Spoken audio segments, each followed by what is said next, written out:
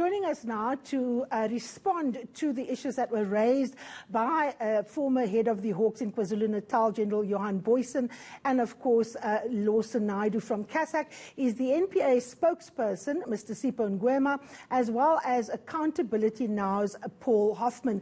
Gentlemen, thank you so much. Welcome to The Fix. Good morning, thank you. Morning, Karima, and morning, Sipho. Morning to your viewers as well. Okay, let me start with you, Mr. Hoffman. You've been following the conversation on the television. There's just one question that I want to put to you. My understanding of the NPA Act, Mr. Lawson just said it's up to, the NPA can't act and that it's only up to the president. Is that your understanding if prosecutors internally, even though they're appointed in the case of provincial heads by the president, that the NPA has no leeway to act against them if they've been found to have acted unlawfully? No, the situation must be distinguished between the employment of a director of public prosecutions, which is what Advocate Norco is. She is actually employed by the president, and the president is the person who would institute disciplinary proceedings against her. But if she has committed a crime, then the only institution that can institute criminal proceedings against her is the NPA itself. It has the sole prosecutorial authority in the country. So the answer to the question is, in the case of Miami, the NPA can, because he's not at the level of a DPP, he can be both disciplined and charged criminally by the NPA. In the case of Norco, she is subject to the jurisdiction of the president, who could ask for a board of inquiry like we had with Morebi and Jiba when retired Judge Mahoro had an inquiry into their fitness for office. So that's the way it works. I think that you shouldn't run the two together because they're at different levels in the organization. All right, Mr. Ngwema, let me put you in the picture and bring in General Johan Boysen. We couldn't get you to be in the same segment because of technology, but this is the question that he had for you.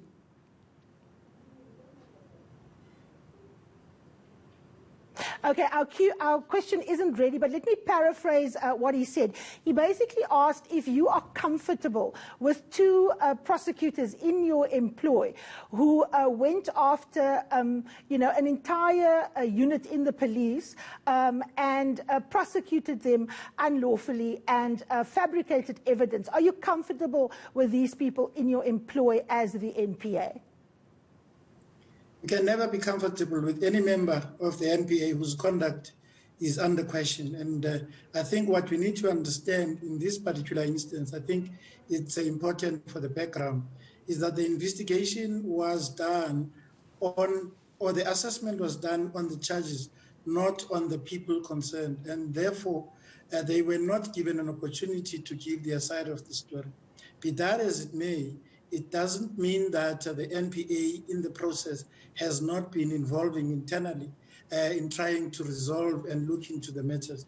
And I think it, as it mentioned earlier, that even the ID is also looking into the criminal charges. You must remember, these things are all linked. So what is important is that, yes, indeed, unfortunately now, we are able to access the information that is in the Zondo Commission in order for us to look into the matter holistically.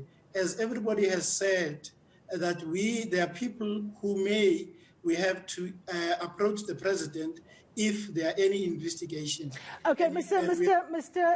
Ngwema, let me come in here. In this morning's Sunday Times, it says that you are going to be charging Advocate Jiba. Now, the reason why this is relevant is because it relates directly to two prosecutors who are still in your employ. Firstly, can you confirm that you are going to be charging her, and can you tell us when? And then if that is the case, how do you justify doing that and keeping these two people who are implicated in the same report in your employ to execute justice? No, this is exactly why that decision to prosecute Advocate Jiba has had some delay, because that decision was taken in March.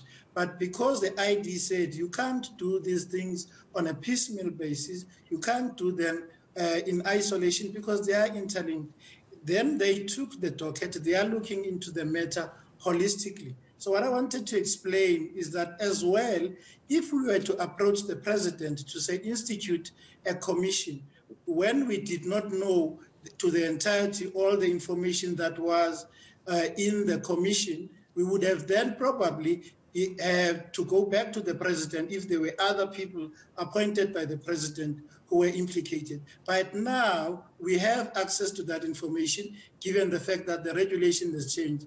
And therefore, tact is going to change because we'll have a view of exactly what are the allegations. And when we approach the president, so that when he makes the proclamation, he makes the proclamation that covers everything. It would have been clumsy if we had to go earlier and then we're forced to go back because there are other people. As it were now, we are just after the Mokgwebi Jiba Commission, and we are also contemplating other initiatives in terms of the president, but you don't go when you don't have all the information. Mr. Ngwema, you don't go if you have you don't have all the information. That has become your refrain. 2 weeks ago when you were on the show, that's precisely what you said. Now we're being drip-fed information that Ms. Jiba is in fact going to be prosecuted, but there is a delay because it might involve other people. The reality of the situation is that this report is 1 year old. What confidence must the average South African have in the NPA as an institution to uphold the rule of law if you are not able to separate these matters out timeously and also take the public into your confidence about what legal options are at your disposal, both as an institution and as a criminal process, which could possibly flow from that when these people are actually going to be dealt with? No, I think I must first explain. The Jiba matter arose because there was a question. We answered that question. You did not answer the question with regards to Jiba last week. Now, secondly, I was going to say, probably what has happened, there's been a gap, information gap, between what is really happening in the NPA and what the people who are accusing the NPA of not doing anything. But what I need to emphasize is the fact that there are processes taking place.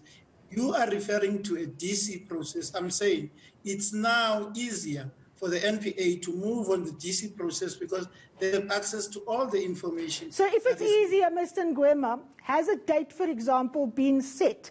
Tell us what internal disciplinary processes are being considered against Advocate Noko and Advocate Maima. No, Karima, let me explain. I'm saying to you, you must remember these things are processes. And once you fumble the processes, you are going to be in trouble. We are interacting with the Zondo Commission. The regulation was only changed 2 weeks ago.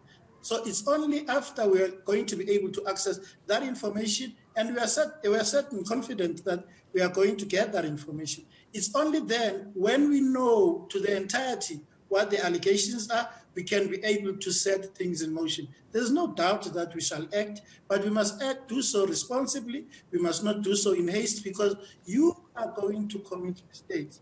So the NPA is acting sensibly, and they want to make sure that they deal with this matter once and for all. So once we get that information from the Zondo Commission, it'll be able for the NPA to put the DC matters in motion, because there must be an investigation first.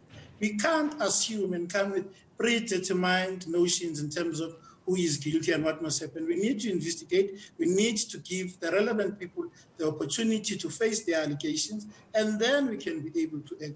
We don't want to mess up a situation and then we are accused of being incompetent. We need to act sensibly, and we need to make sure what we do is within the confines of the laws and the regulations. Mr. Hoffman, are you satisfied with Mr. Ngwema's answer? I'm afraid not. They're in damage control mode. Last Sunday, when his boss, the NDPP, was interviewed by Ferial Haffajee on the webinar that you used at the beginning of this program, her answer to the question, why has nothing been done, is we are going to await the report of the Zondo Commission.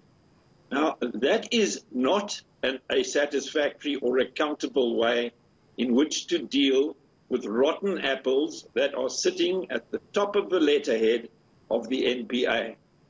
Because there's been such a lot of fallout since Jacques Pauw's expose in the Daily Maverick, we now find Sunday press releases coming from the NPA and a flurry of activity where previously the attitude was we will sit with our hands neatly folded, knowing that these crooks are infesting the Northwest office of the NPA, and wait for the Zondo Commission report. Now, the Zondo Commission report binds nobody. That commission is an instrument of the executive branch of government. The judge is not sitting as a judge. He's sitting as a person to make recommendations on the basis of facts that come to his attention during the course of the inquiry. If anybody is dissatisfied with his findings of fact, and if anybody is dissatisfied with his recommendations, they are not bound by them.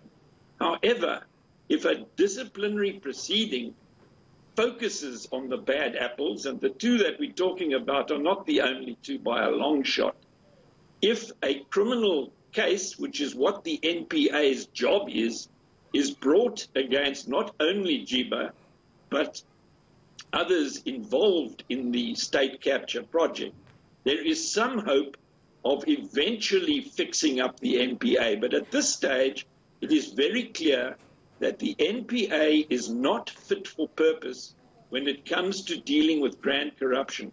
All right, Mr. Hoffman, let's just take a short break. We're pressed for time. We have to pay the bills. When we come back, I'm going to be continuing my conversation with Paul Hoffman from Accountability Now, as well as the spokesperson for the National Prosecuting Authority, Mr. Sipho Ngwema.